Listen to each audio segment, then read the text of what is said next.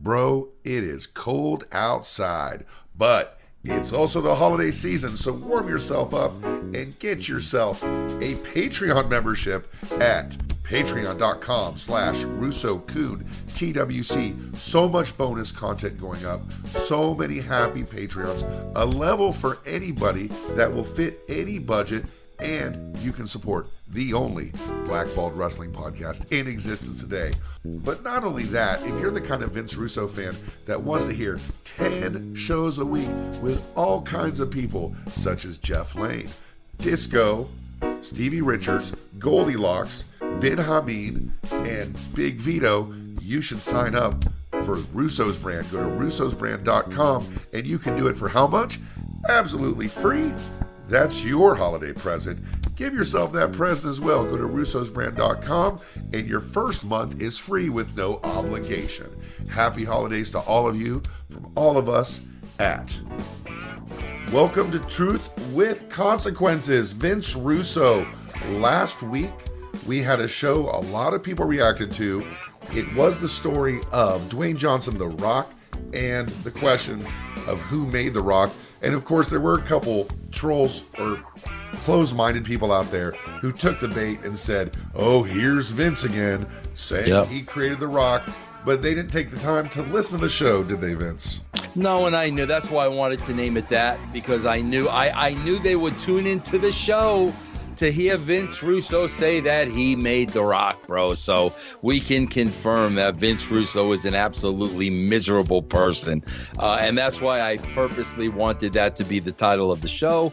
But obviously, bro, nobody made The Rock. You know, the Rock made The Rock. I mean, without a shadow of a doubt. So that leads us to our topic this week. But before we do, we want to introduce what our topic is going to be for next week. Of course, we hope you have a great Christmas, and next week is going to bring in a new year, which is our last show of the year. And the topic next week is Ask Vince Russo Anything. Now, if you want to ask a question, you're going to have to do it on our Patreon page, or you can do it on our brand new Facebook, facebook.com/RussoCoon TWC. Just give us a little like, and then we're going to have a post up there. Ask us any question you want. Whether you're a fan of Vince, whether you're a Russo hater, we are going to answer everything. So next week is going to be Ask Vince Anything, the show you've always wanted to hear. Can you step up to the plate and ask him your question? Our topic this week, it's a catch-all topic.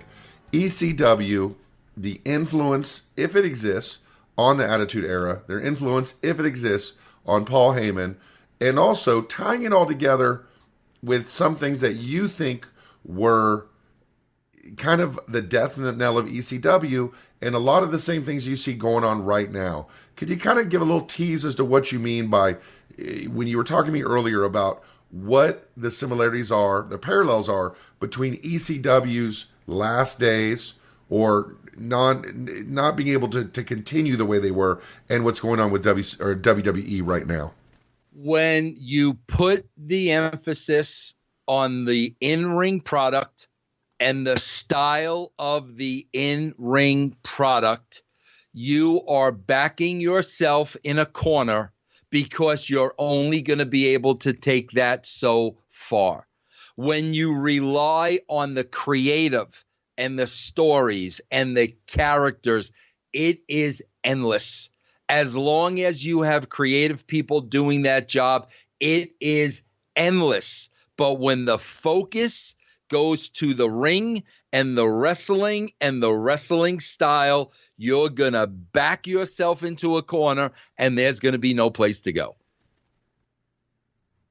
Is it all or nothing, though? Like, I've heard you say before that you want to give a little bit of something for everybody, but it's not like this catch-all thing where if you have a bunch of wrestling and a bunch of what you call the marks call good wrestling, it's going to ruin the show. You can have a mix of all of it, right? You can have all of it. No? Yeah, no, you can have all of it, bro, but not the style of wrestling they're doing today. Matt, can I tell you something? Here's the tell-all. You ready for this? Go ahead. I saw a comment today on my Twitter feed, and I know it was from a regular fan, bro, The guy's not a smart mark or nothing like that. And the guy made a comment about the guys slapping their thighs on Impact. So my point is, bro, they have done so many things over and over and over and over now. Number one, everybody sees through it. Even a casual fan can see they're slapping their thigh. It's not the kick to the face. They're slapping the thigh. A casual fan can see that. Number two, look at these. The more they do the suicide dives, the less and less and less impact it has, the more fake it looks. The more they do the kick to the face and everybody kicks out it too, the more it doesn't mean anything. So now they're making us numb to everything they do in the ring because there's no place to go. Okay, what are you guys going to do now? We've seen it all now. We're numb to that. It doesn't mean anything. Where are you going to go next? You know where they go next? The ladder match with the girls at TLC. Okay, now how do we top that? Now how are you guys going to top that? When you rely on the wrestling, you leave yourself nowhere to go. So let me tell you something funny about that. I pitched an idea once. I was at an indie show. And I pitched an idea once to a second-generation wrestler. You would know who his dad is, about the super kick and about how much it was done. And I said he should miss the super kick and sell the leg because he slapped it too hard. Like, I thought that would be a funny comedy spot. You know? I like that. You know, where he misses, but he slaps his leg so hard he goes, ow, and he looks at his hand, he looks at his leg, you know? He didn't do it, but I think he thought it was a good idea. So bringing it to ECW, I'm going to start with a promo that Paul Heyman did. Paul Heyman, November 15th, 2001. Of course, you were not in the company. Paul Heyman is in the ring with Vince McMahon. And he says, while Bobby Heenan and Gene Okerlund were dancing around singing Tutti Frutti, ECW was producing the edgy TV you called Attitude. Oh, we got attitude. You got nothing. What you got is my ideas. You stole my life, my money, my legacy. Now, of course, it's a promo, but I think there's a part of Paul Heyman that really believes that. How much influence did the ECW experience organization have on WWF Attitude as you see it? Well, see, are you asking how much influence did it have on me? Because I don't know how much influence it had on Bruce or JR or Vince. I can't answer for them. I don't know. So are you asking me specifically? Well, let's go both questions. First of all, looking at it as an observer, you know, would you say that ECW had an influence on Attitude outside of Vince Russo? Well, you know, Bruce Pritchard and Vince McMahon, I guess, felt they had something in order to be in business with them. Bruce Pritchard and Vince McMahon were in business with ECW. To this day, I don't know what that business relationship was. I don't know what the financial was. I don't know what the money exchange was. I don't know. But obviously, those two, maybe JR too, I don't know, they felt they had enough of an influence to be in bed with them. Second question, the personal Vince Russo question. I was told by a writer, someone whose name you know, on one of our many DMs arguing about you, that Vince Russo stole ECW's ideas and put them on WWF TV. What? Zero goose egg, absolute bullshit, absolute nonsense. I was not a fan of the ECW in-ring product. If I saw, I'll give it the benefit of the doubt. If I saw 6 shows, if I saw 6 ECW shows, 6 hours of programming, that would be a lot. My influence, and listen, bro, everybody knows Eric Bischoff and I don't get along. So Eric Bischoff is the last guy I would want to give credit to. My influence was that night Hogan, Nash, and Scott Hall came together. That was the influence of the Attitude Era. And I have no problem saying that because that was the truth. And if people don't think I wouldn't rather give Tommy Dreamer, Taz, Bubba, Devon credit before Eric Bischoff, you're out of your freaking mind. But I've got to give credit where credit is due. When I watched the NWO, I said, that is where it's at. That's where my motivation came from. And I have no problem saying that. So we've talked a lot about your writing process, the fact that you wrote the shows and that sometimes you were given directives. And it's still a little unclear to me about how that process worked. When we're talking about some of these things that ECW clearly brought in to the wrestling, world, and once again, you could probably argue with these: cursing, crowd brawling, being outside in the crowd, fighting, and table spots, and the hardcore division. How much of that brought in WWF was by you, or was it something someone said to you, hey, let's have them fight in the crowd, or you just saw it as a writer and said, wow, that's interesting? No, I did not take anything from ECW. What I liked about ECW was I liked the characters. Okay, like I said, the shows that I watched, I loved Bubba. Those guys were doing the stuttering gimmick back then, the Dudleys. I loved the Dudley gimmick. Okay.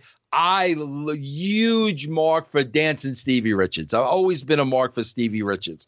So I was a mark for that. I like the BWO. The Sandman, character I liked. Al Snow with the head I liked. I enjoyed the characters on ECW. I did not enjoy the in-ring product for the same reason I don't enjoy the WWE in product today. The same exact reason. Different styles, but the same exact reason. Starting to do the cursing on TV, that was something that was very ECW. As someone who was in creative, how important did you feel it was to start having edgier language and cursing? And did ECW play any role at that at all? No. Yeah, I swear to God, bro. I wish somebody can go back to them. Somebody please look this up. Go back to when Vince Russo was writing the WWE magazine. I wrote an entire article on, can we get over the word ass being a bad word? Like, can we just get over that? This is whatever it was, 1996 at the time. Can we stop that ass is a bad word and everybody says, I'm going to kick so-and-so's butt? Nobody talks like that, bro. Nobody talks like that. So, bro, it wasn't cutting edge what ECW was doing. It was nobody talked like that. So that's what I brought with the Attitude Era. The freaking wrestlers finally spoke like human beings and used words that regular people would use instead of dialogue that only wrestlers would use. That was just people talking like people. That had absolutely nothing that was going on at WCW, at ECW. Matt, do you know when Austin was at ECW? I didn't see any of that. I did not see Steve Austin on one ECW program. Not one. I never saw Austin perform at ECW. But did you ever see the Sandman? Yeah, no, I saw the Sandman perform, and what I took away from that was the beer guzzling and the kendo stick. That's what I took away from the Sandman. But it wasn't that long later we saw beer guzzling by Stone Cold Steve Austin and kendo sticks and hardcore style wrestling. Are you aware of the criticisms that Stone Cold Steve Austin, of course he developed that character in ECW, but he borrowed some ideas from the Sandman?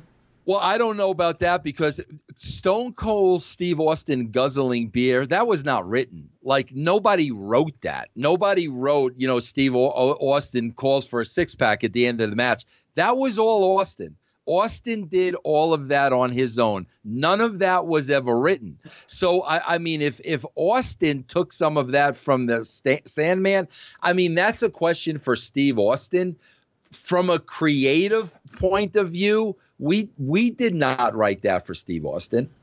So let's talk a little bit about hardcore wrestling. Of course, hardcore wrestling started leaking into WWE's programming, to the point where, we saw guys bringing shopping carts full of trash cans and stop signs and all that silly crap coming to the rings. There was a hardcore title, which was given to Mankind. We'll talk about in a second.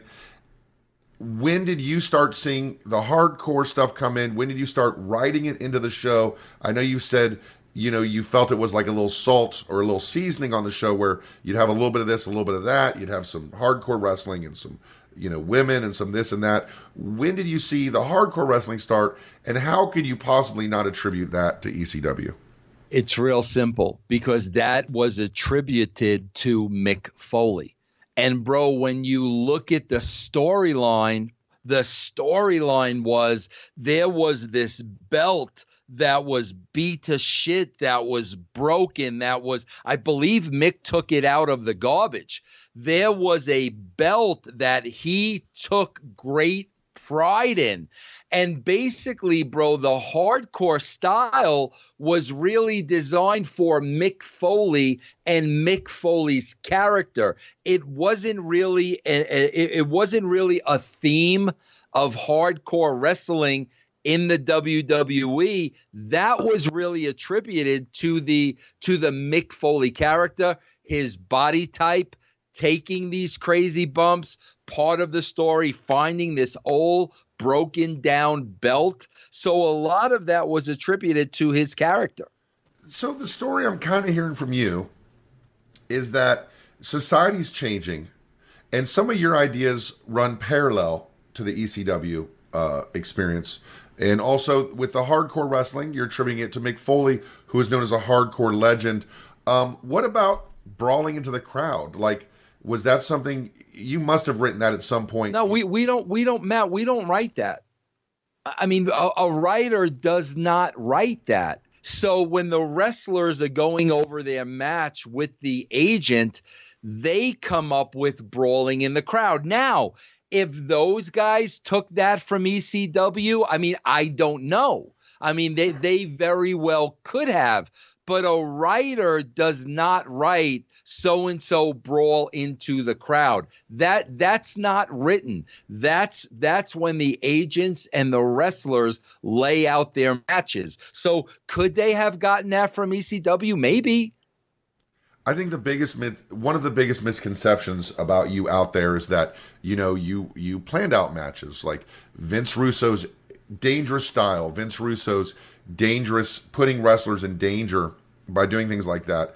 But that inspiration, wherever it came from, wherever it went, you never ever once in your life wrote or pitched, hey, for this thing to work, we should have them go in the crowd so people know the stakes are big, or so that it's got a level of, uncontrollability. Nothing like that ever. All the writer is interested in, bro, I'm talking from Vince Russo's standpoint now. You let the wrestlers do their thing. The wrestlers are the wrestler. I'm a writer. I'm not a wrestler. You let them do their thing. All I care about is the finish. This is what the finish needs to be for us to get to the next point of the story. That's all I'm interested in. What you do to get to that finish, that's your art. It's your match. That's up to you. I just need the finish. That's all I care about. One thing that ECW did, which is really kind of the beginnings of ECW. ECW came from Eastern Championship Wrestling, and they threw down the belt very much before Medusa did. Threw down the belt of Eastern Championship Wrestling, said we're no longer associated with with NWA. We are now ECW, Extreme Championship Wrestling. It was a shoot style promo, shoot style angle. It was a shoot promo and angle. That was something that found its way into WWE, which was the shoot style promos and angles. Was there any influence taken by anybody, including yourself, from ECW? Because I don't know where else that would have come from. that would have just come from society, Matt. Bro, I say this all the time, man. The one thing I did do, and look at today's product, and you'll know I'm telling the truth. And Vince McMahon said it last night, bro. The one thing I did was I brought professional wrestling into the late 90s. That's what I did. And what we did was, bro, we mirrored society. Reality television, bro. This is the birth of reality television, the real world on MTV. Reality television now is starting to take over the dramas and the sitcoms. Everything's starting to get a really real flavor. Now, the bottom line was Paul Heyman was onto the same thing. And yes, I give him credit for that. I give him credit for seeing that. No more bad, fake, phony wrestling. Let's bring this up to speed. Let's bring this into the 90s. Let's make this real. I think WCW did the same thing. I think the NWO was the same thing. Everybody was just bringing the product up to speed, exactly what the WWE needs to do today and is failing to do. When you think about the Attitude Era and Vince Russo at all, you cannot attribute one single influence or one single idea that you got from the ECW arena, from the ECW experience, from ECW's philosophy that you attribute to them that you personally got from them. Matt, I watched about 6 hours of wrestling. I told you I loved the characters. I loved a lot of those characters on the show. I'm assuming they were all,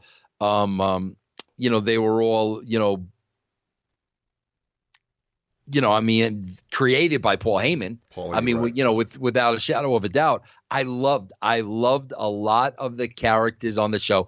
Man, I'm going to tell you let me tell you three. Are you drinking beer, bro, at 10 o'clock in the morning? What the hell are you drinking now? I'm not really a drinker. This is my favorite drink. Diet Dr. Pepper.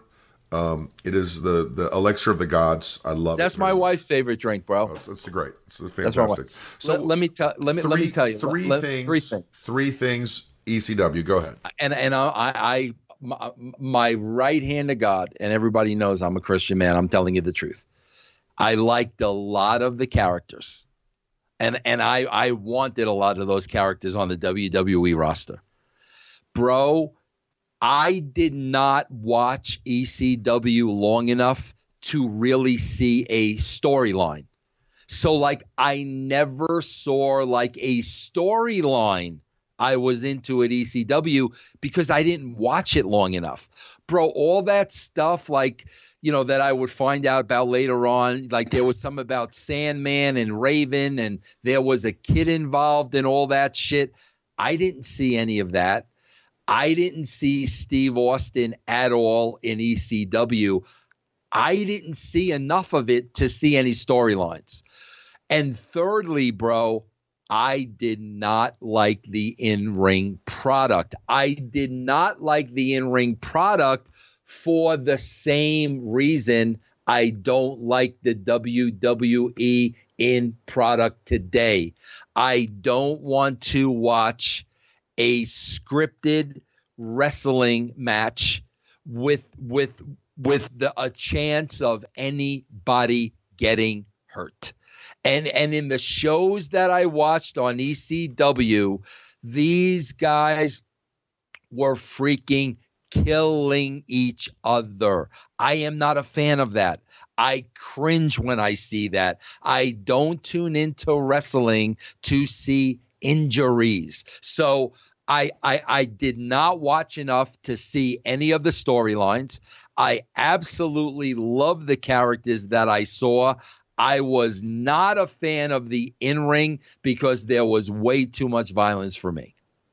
I'm seeing on Twitch right now, someone saying I'm all wrapped up and thinking Vince is, got his ideas from ECW. But the reality is, guys, is that these are beliefs that are out there. These are things that I've seen told. These are things I've read. These are things I researched. So it's important to clear these things up and give Vince a chance to address them as opposed to just people saying them. So what about the crucifixion angle? A lot has been made about the crucifixion angle involving Tommy Dreamer and Raven.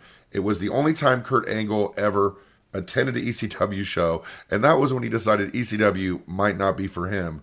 But then you did something kind of similar with Stone Cold Steve Austin. Matt, what you're speaking about, I never saw it.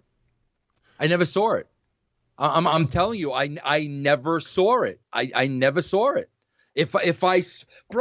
Did I not just tell you, did we just not do a show last week? This Is Your Life, Mick and The Rock. What did I tell you? Well, that was a television show. We ripped it off. That was a television show. There was a show called This Is Your Life. We ripped that off. Bro, if I was inspired by the crucifix angle, if I would have ripped off the crucifix angle, I would tell you that. I never saw that. I never saw that at ECW. I never saw that. I could not tell you what that angle was. I couldn't tell you.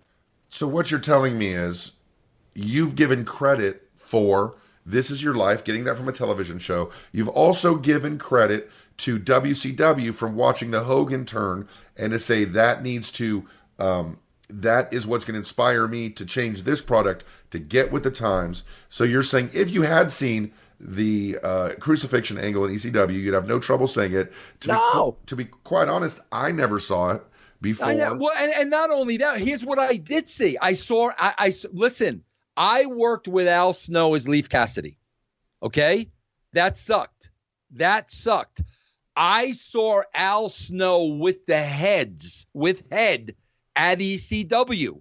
When I saw Al Snow with head at ECW, I'm like, bro, I want that on our show. I want Al Snow on our show with the freaking head. No doubt about it. So, bro, I have zero problem saying I took this from this, I took this from that, I took that from that. I never saw the crucifixion angle. To this day, I couldn't tell you what it was. I couldn't tell you who was involved with it. I never saw Kurt Angle at ECW. I never saw the angle, bro. When you were with WWE, WWF, I say it every time, in creative, writing out the details of every show, writing out angles, ideas, characters, did you feel any of the ideas presented to you or directives given to you were inspired by ECW? I mean, bro, nobody in WWE, nobody was really giving, when it got into like the Ed Ferrara, Vince Russo, nobody was giving us angles and ideas and stories and stuff like that. I mean, it was pretty much the both of us. I mean, you talked a little bit about like Bill Banks offering ideas and stuff like that. Bill Banks didn't watch ECW. Bill Banks was offering like television ideas. But nobody was really giving us any ideas. No. Getting to the, I'm going to hit a couple more ideas. Bro, can I tell you something about ECW? Sure. Because I do want to put it over. And I think I am. I think the characters were unbelievable. Here's what I took. I took a couple things away from me. Bro, years later, okay, bro, I would see, and maybe this is beneath the mat, bro. I don't know. Somewhere I would see the pep talk Paul Heyman gave to the locker room before the first pay-per-view. Was that behind the mat? That was Beyond the Mat, which we're going to cover on a bonus show for all of our Super Bros. It's probably already up on patreon.com/ Truth with okay. Dang it. Russo Kun TWC. Okay. I saw that. I got goosebumps. I was like, holy shit. Bro, I did not see that till I saw the movie. So I'm sure that was probably years after. I don't know. Here was the second thing, bro. The way those guys were killing themselves in the ring. I would always ask myself the question, how is Paulie doing that? Like, how is he literally, I don't want to say talking these guys into, but how is he motivating these guys? Yeah, these guys to go in that ring and literally obliviate each other. Like, how is he doing that? Those were the things I was looking at, bro, when I would watch an ECW product. Those were the things that were running through my mind. So far, we've got Al Snow. You know, Al Snow is someone who was in a variety of interesting gimmicks, concluding with what you call, and we all saw, as a terrible gimmick, and he would say a terrible gimmick as Leaf Cassidy. And then he goes to ECW, he finds himself, he discovers his head gimmick, you see it, you bring him up, or you advocate for him. Bruce Pritchard at the time has said he watched the ECW shows. Are people, you start seeing ECW wrestlers show up, or did you have a hand maybe in bringing in a couple in, like, for instance, the Dudley Boys? Oh, no, I went to Vince. I mean, like I said, man, the sampling of ECW I saw, I went to Vince for, you know, Al Snow, definitely. And, bro, I think the only other one I went to Vince with was the Dudleys. And, bro, I'm talking about, you know, this is when the whole family and they were doing the stuttering and all that shit. I wanted them to do that at WWE. Bubba didn't want to do it anymore. And I'm like, bro, you freaking got to do it. That's awesome. I mean, that I can't give any more credit to ECW than that. I wanted that to be the character. You know, Taz wound up contacting me. And that's how Taz found his way, you know, into the WWE. But yet, no, bro, like I said, you know, there were characters on the show I thoroughly enjoyed. I got to be honest, Vince, one of the reasons I get so kind of cranky with you, I have a hard time sleeping a lot of time, falling asleep or staying asleep. I wake up in the morning stiff and with pain in my neck and my back. I get hot and sweaty, but I think maybe I just need a different mattress, and you're saying that you have the solution. This purple mattress, bro, I am telling you, I don't even know what's in this thing. The comfort, the coolness, the sweet dreams, brother. The quality of my sleep kind of affects the quality of my life. And if I don't have a good night's sleep, I do not have a good day. But you're saying that the purple mattress gives you better sleep and a better you. Matt, it's hard to explain, and I'll tell you why. Because it's like, it's both firm, it's both soft. You too can be less like me and more like Vince and get a purple mattress, because it will probably feel different than anything you've ever experienced. It's very unique because, like Vince said, it's firm and soft at the same time, so it keeps everything supported while still feeling very comfortable. Plus, it's breathable, so it sleeps cool. And you get a 100-night risk-free trial. If you're not fully satisfied, you can return your mattress for a full refund. Oh, after 100 nights, they're going to have to be prying you off that thing, Matt. 10-year warranty. 10? Who does that? 10-year warranty. Free shipping and free return. It's got free in-home setup and old mattress removal. Matt, they got to get you off the mattress before they return it. I tell you, I need the purple mattress, and you are going to love purple mattress. And right now, for listeners of Vince Russo's Truth with Consequences, listeners will get a free purple pillow with the purchase of a mattress. So in addition to the free great gifts that Purple is offering statewide, all you have to do, this must be a rib, is text BRO. Text BRO. Easy to remember, bro. 3 letters, bro. Go ahead. To 474747. So you text the number 474747. You text the word BRO. That's the only way to get this free pillow, is to text BRO to 474747. That's BRO, B-R-O, to 474747. Message and data rates may apply. Wait till you get it. You're going to be thanking me again. I thoroughly enjoyed. So let's talk a little bit about that. You saw Bubba and the Dudleys on ECW, and you kind of sold them to Vince, or you brought them to Vince, or how did that all come about? No, they came to me first through a third party. I went to Vince about the Dudleys because there was supposed to be some exchange program in place. Vince told Paul Heyman we were interested in the Dudleys. Paul Heyman went back to Vince and said the Dudleys weren't interested in going to the WWE. I said, bullshit. Bullshit. I said, Vince, what kind of an arrangement do you have with him?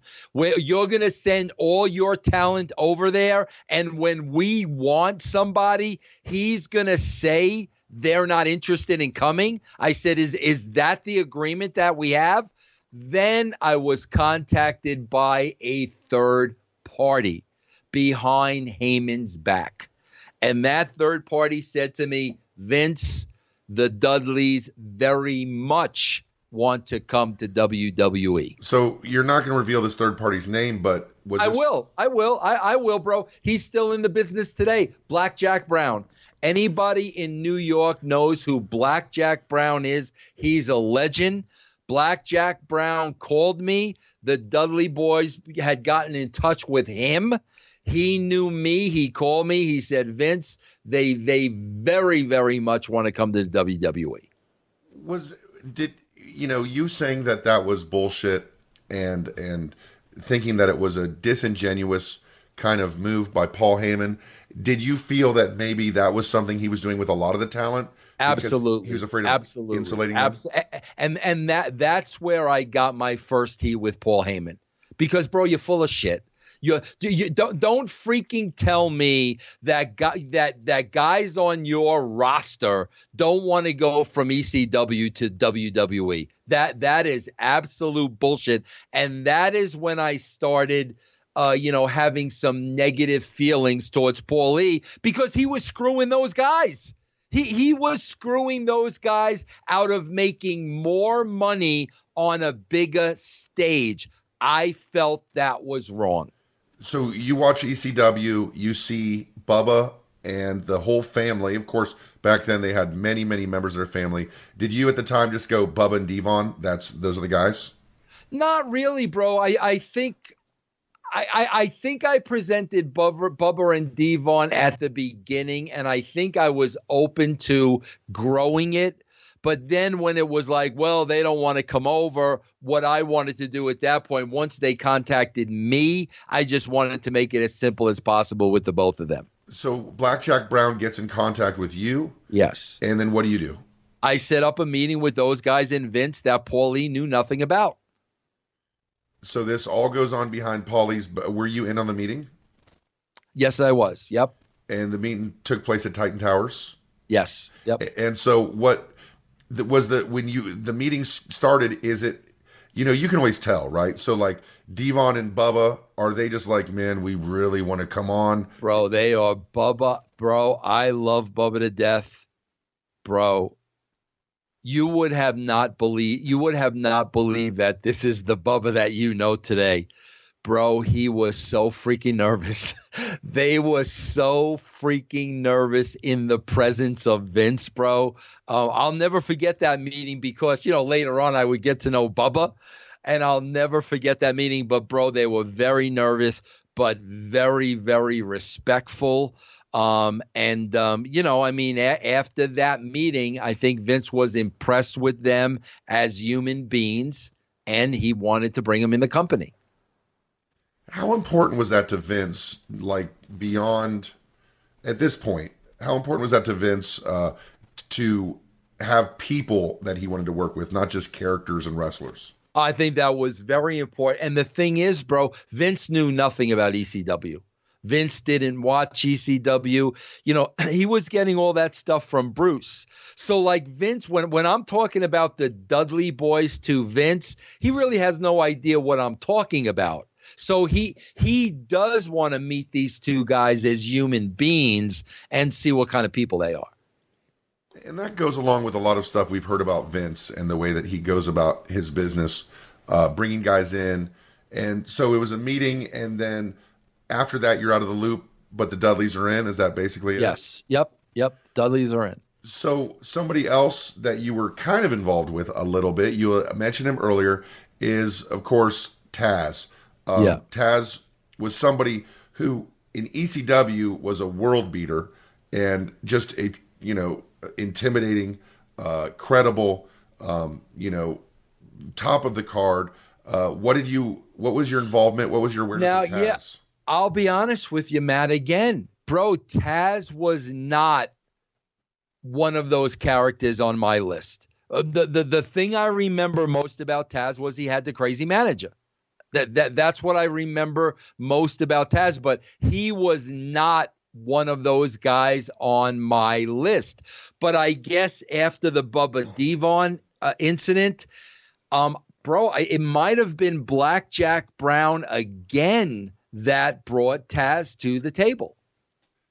And was that through you again? Yeah.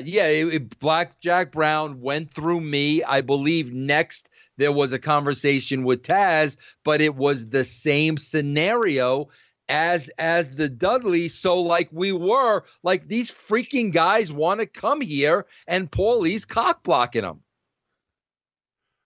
So Blackjack Brown is like the Harriet Tubman deep throat, bro. He's a deep throat, bro. He's like the Underground Railroad.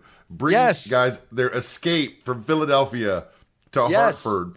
Yes. So you said Taz wasn't one of those guys on the list, but Taz was a guy who, if you brought over, would definitely damage ECW because he was such an important part of the company. I got to tell you something, to be honest with you, Matt. Like, I wouldn't even know that. I did not watch the product enough to know what Taz's position was in the company. Honestly, like, I wouldn't have even known that. So you said Taz wasn't one of the guys on your list, but but the Dudleys and Al Snow were. Who else in the 6 episodes or so that you watched, who else popped out at you that you said, man, I'd like to get bro, him? guys would stand out, bro, but in watching them, I didn't really, not knowing them, bro, they weren't guys I would have wanted to introduce to Vince. You understand? Like, so when I see the Sandman character, I think the Sandman character is as cool as shit. But to me, like, this guy looks like he may be a little out of control. I don't know anything about this guy. So, like, a guy like that, I would not have pitched to Vince. Did you have to be mindful and you had to be selective about the guys that you brought to Vince? Absolutely, bro. Absolutely, yes. For your own credibility? Not for my own credibility, to not hurt the company. You know what I'm saying? I wasn't really worried about my credibility, but to not, bro, you don't want to bring any, you don't want to bring any trouble to the locker room. Like, Sabu was another guy. Phenomenal. But, you would hear stories about Sabu. I don't want to bring headaches to Vince. I'm not worried about my rep. I don't want to bring headaches to the company. You said they had tremendous characters. Who else popped out at you that you saw besides? Well, bro, like I always loved Raven. You know what I mean? But I knew Raven was there before, and Raven had some baggage. But I always loved Raven. Bro, Tommy Dreamer wasn't a guy that I knew anything about. I really didn't know, bro. If I knew what I knew about Dreamer today, he would have been first on my list. Like, I love the man, without a shadow of a doubt. I didn't see enough of Dreamer. So it was really, bro, like the larger than life characters that kind of jumped out at me. And bro, everybody that I'm talking about, they've got Vince Russo written all over them. Al Snow with the heads, bro. The Dudley boys. I love Stevie Richards in the BWO. Everything I'm talking about is like pretty much gimmick driven. I was going to bring them up, the BWO, of course, Blue Meanie, as well as Nova and Stevie Richards. When you saw the BWO, you must have seen Blue Meanie. What did you think about that overall group and gimmick? I loved it. I loved it. I loved it. I thought it was entertaining as hell, bro. I'm going all the way back now. I loved Steve. I always loved Stevie Richards, man. He was a good-looking guy. He was very, very animated. I know he was having a lot of those neck issues and all that at the time, but I loved it. I loved that gimmick. Stevie Richards seemed very Shawn Michaels-esque to me at the time. Yes, I agree. I would definitely agree with that. And maybe that's why he really, really appealed to me, because of the way I felt about Shawn. When you, another group that actually did some stuff in WWF while you were there is the Job Squad. How did the Job Squad come to be a thing in WWF? Well, that was like Al Snow's. Like that, the Job Squad was always Al Snow's baby. And, I believe that he petitioned for that when we did it. I believe he petitioned for that. Now, I'm thinking of all the questions I'm thinking that I can ask you, Vince, but we have other people out there who want to ask you questions. And next week's show, the last of the year for Truth with Consequences with Vince Russo, is Ask Vince Anything. So if you're a Patreon member, ask us on there, or go to our Facebook, our brand new Facebook, facebook.com/RussoCoonTWC, and ask Vince anything, and you could be on next week's show. So there was no objection by Vince for using like an ECW gimmick or anything like that? No. If there's no influence of ECW personally on you, you're not aware of the ECW influence on other people. You knew some people who came in on ECW. Would you say there was no influence of ECW on the Attitude Era? Well, I can't say that, bro, because of the characters that we brought in. You know what I'm saying? I mean, these were characters that I loved on ECW. Freaking Al Snow had a great influence on the Attitude Era. The Dudley Boys had a greater influence on the Attitude Era when I left. Taz had an influence. So, the talents that were brought in, they definitely had an influence on the Attitude Era. Bro, Steve Austin's character, drinking the beer and all that stuff Austin came up with, that may have had, his experience at ECW may have had a lot to do with what Steve developed, but Steve developed that stuff.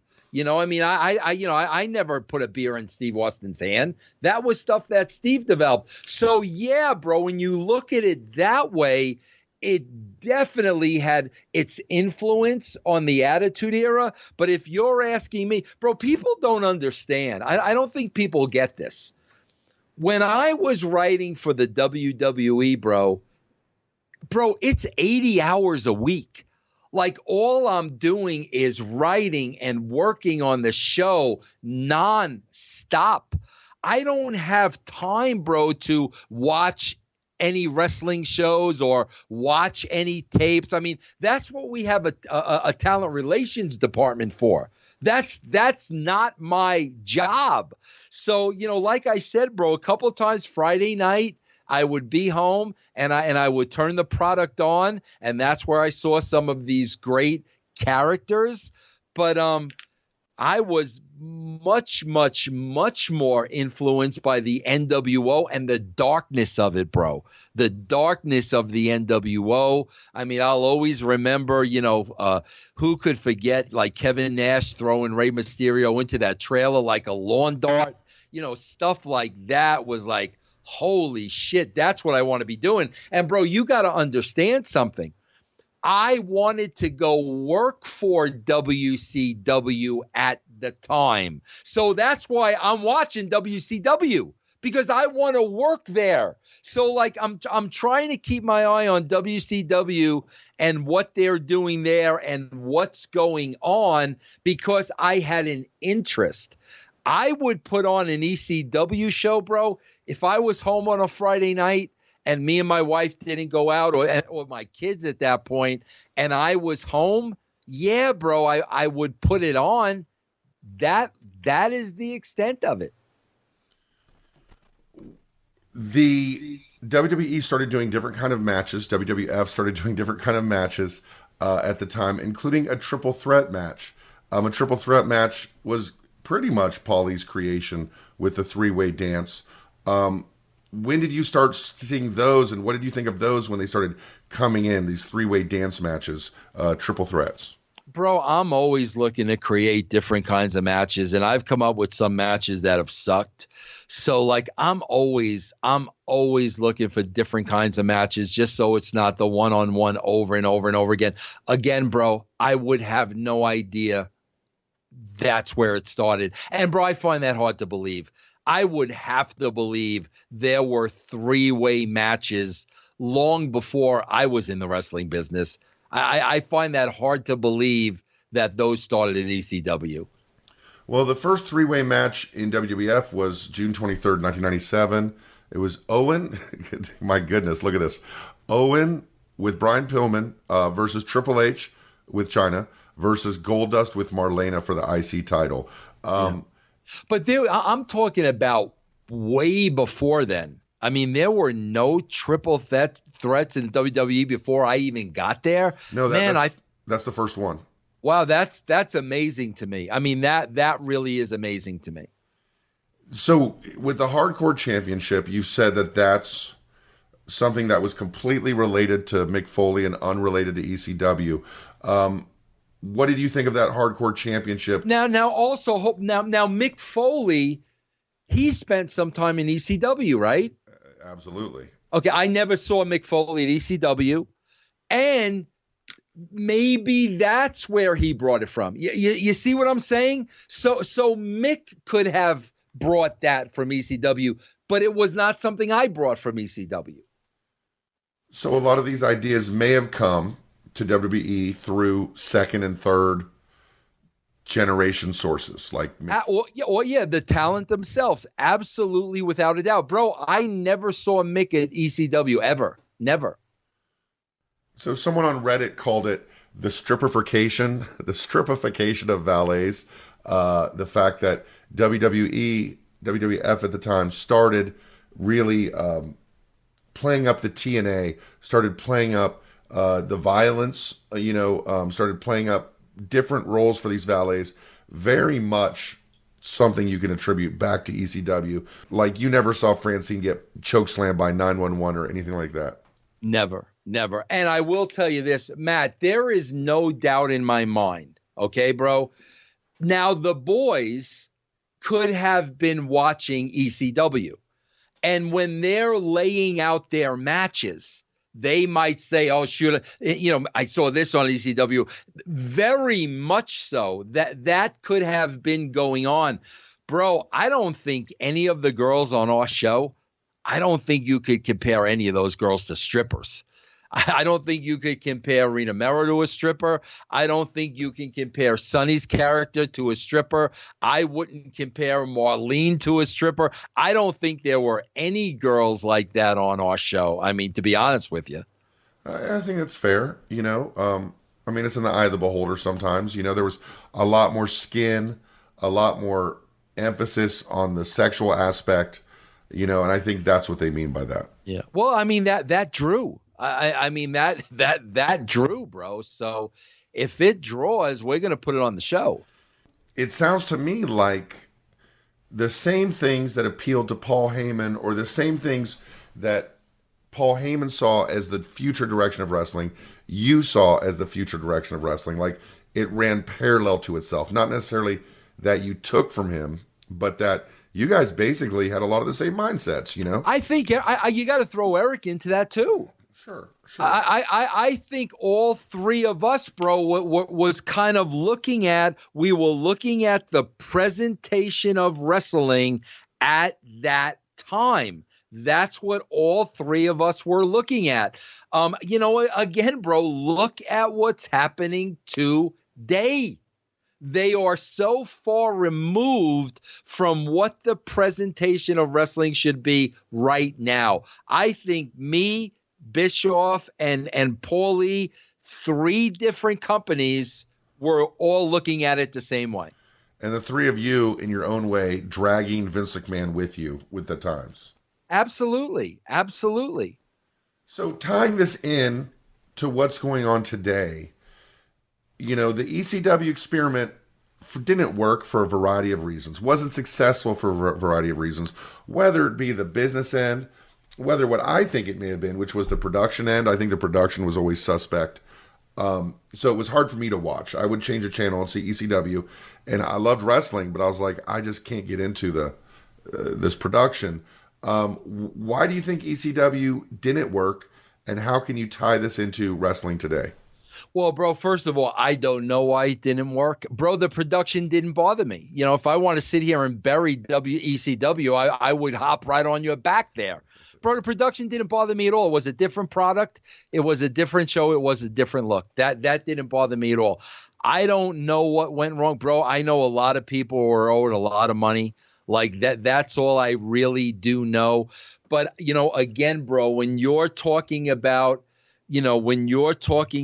the in-ring presentation, when the bar is raised that high in such a short period of time, where are you going to go? They've done the same thing today in WWE that ECW is doing. Substitute strong style for violence. So now with WWE, they're doing all this strong style, this New Japan stuff that they're doing. Okay, bro, after we've seen all that, then what? And like I said, bro, perfect example. They're chanting, "This is boring" during a Seth Rollins match. Seth, we've seen it all, bro. We've seen the suicide dives. We've seen the Falcon's crest. We've seen the Green Arrow, whatever the hell. We've seen it all, bro. Like, okay, what's next? That's how fans are, bro. What's next? What's next? What's next? If you don't have them something to give next, bro, look at where they are with the girls now. That was the next. You've got 3 females out there annihilating each other with kendo sticks, killing each other, beating this. What's next, bro? What are you possibly going to do to top that? And to bring that point home, I'm going to read you something Paul Heyman said in recent years about the Attitude Era. And I want to hear your comments on it and about how it kind of, again, parallels with ECW. Paul Heyman said, "The Attitude Era is not coming back. It's just not. What made the Attitude Era so great was the fact that it was finding new ways to present the product. There was something wild and different and innovative every week. It's not just the fact that people would curse or do crotch chops or all the assorted things that are severely R-rated, because we were doing that in ECW as well. But I felt towards the end of ECW that it had reached its peak, that the shock value had satiated the appetite, and that something new was needed to be presented and promoted anyway." Would you agree with that? I would agree with that, and that's exactly what we were doing at the early stages of TNA. Exactly what we were doing, exactly the road the business needed to go down, but they did a U-turn and they went backwards. Here's where I disagree with Paulie in that statement. He said there will never be another Attitude Era. I agree with him 1,000%. There will never be another Attitude Era. There will never be another NWO. There will never be another ECW. Never, never, never. But Paulie says there will never be another Attitude Era because that was basically new ways to present the product. That's where I disagree with him, bro. Are you telling me there are no new ways to present the product? Because I'm telling you there are. There are new ways to present the product. They're not presenting them in those ways, but there are definitely new ways to present the product. So I'm going to stop recording right there. Okay. So now it's 2018, and we've talked about how ECW, and Paul Heyman said there might not be, from your viewpoint, new ways to present the product. You're saying there is. What do we do in today's wrestling landscape to kind of get that success, push the envelope a little bit in different ways, but at the same time escape the pitfalls that ECW had? Well, Matt, this is what I spoke a little bit about on the last show. I touched upon it a little bit. And, bro, I knew when I went to WCW, I was looking past the Attitude Era. Bro, the Attitude Era is over. We've been there and we've done that. What's the next step? There was a guy at WCW. His name was Aaron Blitzstein, and he was like the director of marketing. He since went on to Hollywood, bro, and he has written a lot of shows. I don't know if you ever heard that name before. Me and Aaron in 1999 were having these discussions. Bro, look how long ago this was now, 20 years. What's the next phase of wrestling? We were talking about it then. We were talking about things to do with Bill Goldberg. And basically, I went on to TNA at 2002, and I felt I brought, which was the next natural progression of professional wrestling. And basically what a lot of that was improv, real life situations. Everybody's not scripted. Everybody's got to be into their character, into the scene, into the moment. And we've got to deliver reality-based television, improv. And bro, where I got a lot of that from too was, the Larry Sanders Show. Bro, so many shows have gone on. Curb Your Enthusiasm is a show that is built on improvisation. I felt, bro, you look back at the early days of TNA, 2002, Sports Entertainment Extreme. Some of the best work I ever did in my life. We were going in the right direction. But here's what happened, bro. You had a guy like Jeff Jarrett, who was a wrestling purist. You had a guy like Jerry Jarrett, who was a wrestling purist. And what they wanted to know was, where is this going? Well, bro, you don't know where it's going because this is organic. It's just going to go. Let it go. We will steer it. Let it go. Because, Matt, of the fear of the unknown, okay, bro, what did they do? They went back to wrestling. And at that point, TNA became the number 2 wrestling company, and that's all they were ever going to be. Look at today. Freaking the McMahons can go out there till the cows come home, okay? And they could tell you, we're not listening to the fans, we're not doing this, blah, blah, blah. The problem is they don't have a clue. That they don't know where this thing should go. They don't know how it should evolve. They are afraid of change. They are playing it safe, and they are losing customers week after week after week after week, bro. If you're in that wrestling bubble, you do not know how to evolve the wrestling business. So there's something interesting there about you starting SEX, and we have a Twitter follower who's asked about Sports Entertainment Extreme a million times, and we'll get a little bit into that. You saying it's improvisational base and you don't know where it's going to end up. But if you read, books, I guess I do, there's one called The 7 Habits of Highly Effective People by Stephen Covey. And one of the things is beginning with the end in mind. And so when you think about Curb Your Enthusiasm, when you think about Larry Sanders Show, it wasn't an open-ended thing. They wrote a lot of times in Curb Your Enthusiasm, there's an entire season arc there.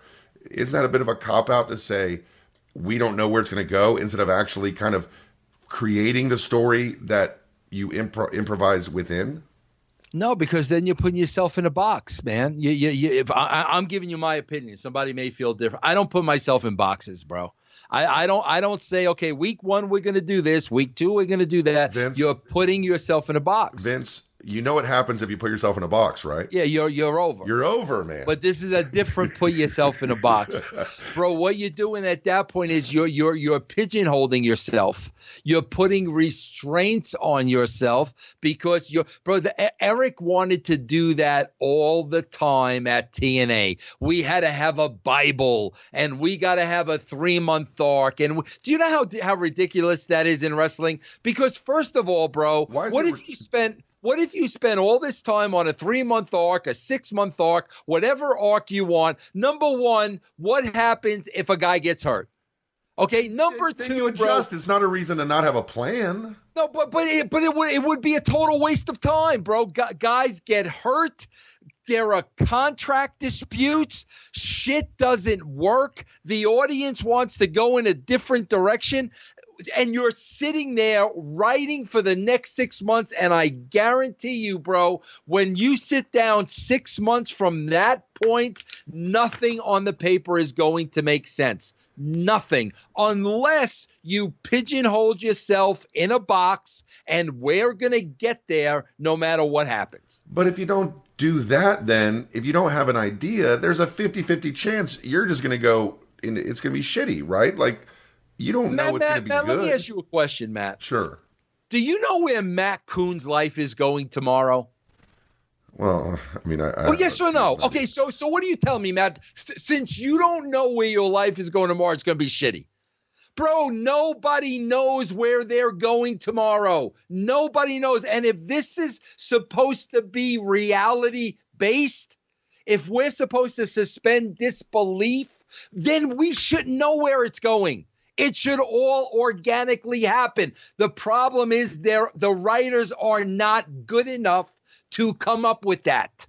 So they need structure. They need arcs. They need wrestling angles. They need baby faces and heels. Bro, that shit don't work today, bro. But you're talking about a form of writing that doesn't exist anywhere. There's nobody in the world. Stephen King doesn't write a book and just say, let the pen take me where it goes. He's got an idea of where of some kind of structure. Okay, Matt, what show is Robbie in with The Rock? Titan Games. Does Robbie know if he's going to win that show? Well, he does now, but he did it when he went on it. Okay, but did he know if he was going to win that show? No. Oh, okay. So they did the show week after week after week. The drama, bro, freaking American Idol. Do they know who's going over before the show starts? It can be a little bit of a work, though, right? I mean, it can be a little bit of the work, but I mean, bro, I can go on and on and on here of television shows that don't know what the outcome is going to. Bro, they don't know the outcome of Survivor. They don't know who's going to win Survivor before the season starts. But that's why you have bad seasons of Survivor and good seasons of Survivor, because the unpredictability. The advantage of wrestling is that it's worked, is that it's got predetermined results, so you could actually create the story you want to create. But bro, the reason why you have good seasons of Survivor and bad seasons of Survivor is because of the cast. Some years you'll have entertaining people, other years you won't. Freaking Johnny Fairplay. Everybody talks about that season because of Johnny Fairplay. In wrestling, you have characters. You know who your cast of characters are. Those people are always going to be interesting. So you're not worrying about having less personalities the following season. So we did a Patreon show where you booked WrestleMania, but if you were booking right now, you wouldn't know who would be headlining WrestleMania. You would have no idea. You would just let things happen the way they happen, and then it could be freaking anybody to headline. No, I mean, bro, you can't do that because, I mean, you've got to promote and you've got to advertise and you've got to market and stuff like that. But, bro, you're talking about now January. Bro, in January, I'm probably going to know what the main event is at WrestleMania. That's it. Everything else, bro, I've got 3 months now, January, February, March. I'm going to let things organically play out to see what my fan base is interested in. I'm not going to shove anything down their throat. I'm not going to tell them you're going to like this no matter what. I'm going to know what my main event is because that's what I'm selling. everything else is going to fall into place. For this to work in my mind, first of all, people out there, please write in, hit us up on Twitter. On Twitter, we're at Russo Coon TWC, of course, at the Vince Russo, or me at Matt Coon Music. I still think if you're going to tell a great story, you talk about laziness a lot, you talk about lack of work a lot. I think personally, you have to have a structure to it and a payoff at the end. But what you're saying, when you draw the parallel, when you draw the relationship with reality shows like Curb Your Enthusiasm, with Survivor, those require heavy editing to create the story. I've interviewed a lot of Survivor cast members. I had a podcast with Johnny Fairplay, and I like Johnny a lot. And we talk about the golden edit. When they get home, the survivors get home, there's a golden edit that makes them look good, or a shitty edit that makes them look bad. This can't work on live TV. There's no way, right? Yeah, I mean, and bro, it's the same with Teen Mom, and I've spoken to a lot of those teen moms, and a lot of it is edited and whatnot. But Matt, again, if you know your characters and stay true to your characters, and you put your characters in compelling situations and predicaments, and you know how they're going to react, the show is going to write itself. Matt, let's just use last night as an example. Okay? Please don't put me in a position where I have to defend Raw, Vince. How does everybody and their mother and sister and step cousin and pet, how does everybody in that building know Seth Rollins is behind one of those gas masks, but Dean Ambrose? How does everybody in the world know that but Dean Ambrose? That's what I'm talking about, bro. Now, if Dean Ambrose beats, the way I would have wrote that is Dean Ambrose turns around and starts beating the shit out of all three of those guys because he knows one of them is Rollins. Okay, bro, now all of a sudden, he's ripping the mask off of everyone. He finally gets it off of Rollins and beats the shit out of Rollins. Bro, now you're taking that story in a whole different direction. But the fact that the entire world knew that Rollins was one of the guys, but Ambrose, that's exactly what I'm talking about, bro. That's not real. The guy's not that stupid. If the guy was that stupid, he wouldn't have gotten this far in life. But wouldn't it make... Okay, so you can't put me in a position to defend that because my son and I both knew, and my dog, we all knew that Seth Rollins was under a mask. It also made no sense at all since Seth Rollins turned down a title opportunity to get that surprise on him at the end and stood... I mean, I don't even understand. But when we talk about storytelling, a lot of people think, you need a central premise. You need the three-dimensional characters, which you're big on. A confined space, which a lot of people refer to as a crucible, which is kind of the wrestling world, protagonist and antagonist. Some people think you need an arc, and of course, conflict. How many of those do you buy into as concepts you need for a good story? Oh man, bro! I mean, you say there's shades of gray, but do you need a protagonist and an antagonist to tell a good story? It's pretty much in every great story that's ever lived. No, because that's already instilled in the person. There are protagonists and there are antagonists. They are already there. If you just organically let it happen, all that stuff's going to come out. I mean, God, bro, just go on TMZ any day of the week and you see these personalities and you see how they act. You see how they we all have that in us. So if you put these people in those situations, all that is going to come out. But isn't that the failing of a lot of these stories, is that there's no payoff and that, to bring it to ECW, a lot of times they had a story with an arc in the beginning, middle, and end. Tommy Dreamer finally beats Raven, probably something you don't know about, and different arcs being brought to a close. Isn't this kind of storytelling kind of something that's damaging to wrestling, where you don't know where anything's going, and then when you're invested, you feel ripped off because nothing goes anywhere? No, bro, because everything has to be paid off, but everything doesn't have to be paid off every month, because we have a feud for a month, then it's paid off, and we go on to the next feud. That is not real life. Bro, how long did I not talk to John Arezzi? 20 years. Okay, so it took 27 years to get the payoff.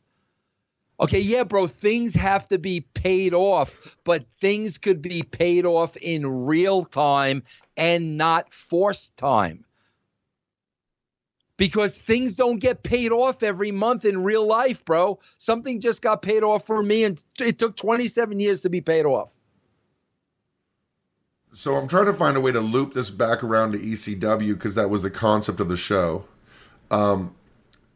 We went to the point where ECW was an influence, in a way, of sports entertainment extreme, where you thought the next extreme thing to do was improvisation. And you think open-ended improvisation without an end in mind, without a conclusion in mind, but it will naturally get there. Where is that where you think, if we want to talk extreme, let's get extreme? Is that where wrestling could get extreme now? Well, Matt, everything you just reeled off, what were all those things you reeled off? Give me some of them again. The protagonist, the antagonist. Give me all those things that you just reeled off. So a central premise, strong three-dimensional characters who change over time, who have some kind of metamorphosis, a confined space, which you refer to as a crucible, which is, the wrestling world or the ring or the building, a protagonist, which is a good guy who's usually on a quest, and then an antagonist who's usually a bad guy whose motivations you understand, but he's kind of bent on stopping the hero for whatever reason. And then a story arc, an arc in that things are usually getting better or worse, and then a conflict. If you look at a Scorsese movie, right? Or I would love my life to be like the first half of every Scorsese movie. You know the way it's going to go. At the end, it all goes to shit, right? If you look at Star Wars, you look at The Lion King, you look at the greatest stories ever told, from Oedipus to Shakespeare on through Breaking Bad, you see these kind of things. It's not like an open-ended thing like, let's see what happens to Walter White. It's, we know where this is going to go with him. It's going to go bad. Okay, Matt, everything you just described, right?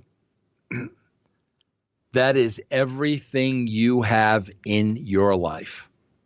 That is everybody's life. Everything you just explained is everybody's life. But the reality of it is, we don't know where it's going.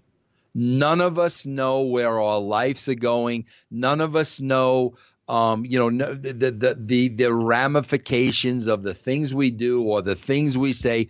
None of us know that. Okay, bro?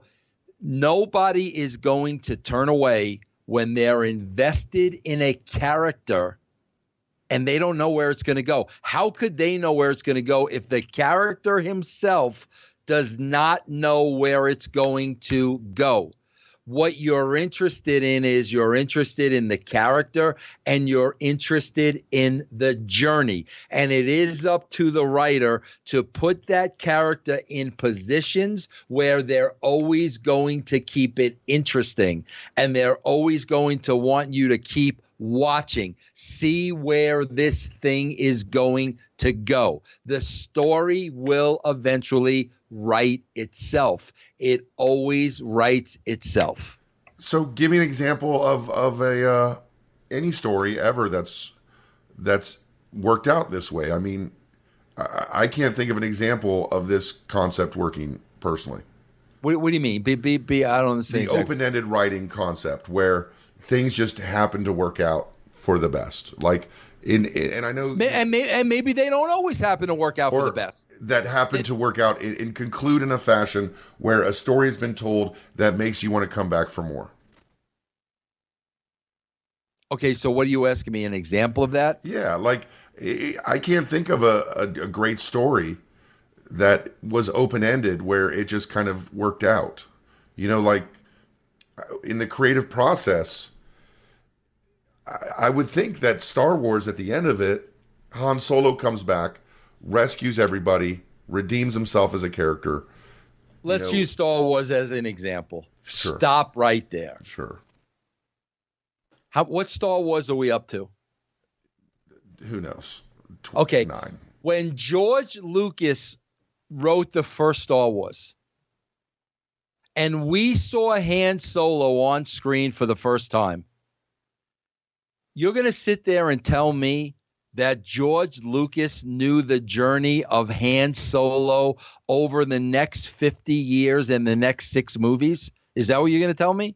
Or are you going to tell me as he wrote the first movie, the character got defined, the situations presented themselves, the relationships presented themselves. He carried that over into Empire Strikes Back. He carried that over in. That's exactly what he did. That's exactly how those movies developed. That's an interesting point, because my point is that first movie, I think the story got watered down and kind of sucked. But I think in the first movie, the one you and I think of as Star Wars, the first one, but my son thinks of it as the freaking fourth. Wait, I don't even. Right. I don't know what the hell's going on. But where I think that's just a perfect, bow tie on it, ribbon on it to finish it off. And I see what you're saying, because in both of your cases, the story had to continue because of financial reasons, right? Like, you got to keep it going. You have to. What do we do with them now? Matt, I've written a couple of screenplays, okay? And one of them, I wrote a wrestling screenplay. It was called Belle of the Brawl. It was about a woman that bought a wrestling company and didn't know what she was doing. Okay, bro? Completely. And I sent it to you, and you still haven't read it. You still haven't read it, bro. A completely, I even downloaded that software to read it. Because you don't care about me. You gotta send that PDF, because I even downloaded the software. It wouldn't let me read it. But here's my point. When I sat down to write that screenplay, bro, I didn't have an ending. I went with it. I had the first scene. Here's the first scene. I went with it. What would logically happen here? How would these characters play off of each other? How would conflict develop? I wrote it as I went along. I guarantee you, bro, there are many, many, many screenwriters, authors. I guarantee you, bro, there are many people that write that way. I guarantee you. More than likely, I've written a couple plays. I've had plays that have been performed that I wrote, and I thought of the end in mind. But one thing is, we have to realize in life, your way is not the only way, meaning my way is not the only way. So and of course, you are Vince Russo, who've had a ton of success in the wrestling industry. So I think we need to listen to all viewpoints. I think this has been a great episode. We kind of took a left turn, but it was related, because the idea of extreme, the idea of the next level, of pushing the envelope, of making things more interesting, you see as that next level, which is improvisation. Well, it's what we talked about, Matt. Let me tie it up into one nice little ball for you, okay? Everything we've just talked about here, creatively, story, character, endless possibility, a million ways to do it, and everybody might have a different way. Endless creativity. Okay, there is no end. It goes to infinity and beyond. It's interesting you say that. A friend of mine, a musician, says that there's an infinite field of ideas, and I totally believe that. I think anybody who thinks that, it's all been done before, it's all been done for them. I totally am with you on that 100%. Yeah, I mean, bro, when the Beatles came out with I want to hold your hand.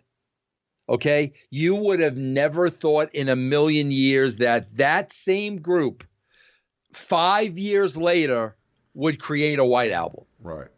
Or, okay? Abbey Road, Abbey Road, this side B. Polished,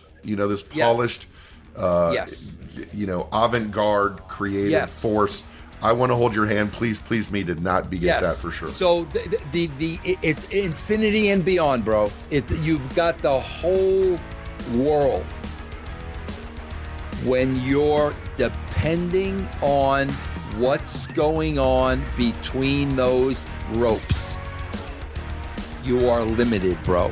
There is only so much you can do. And when you max that out, and bro, I'm comfortable saying the girls maxed it out on Sunday night. When you max that out, where do you go?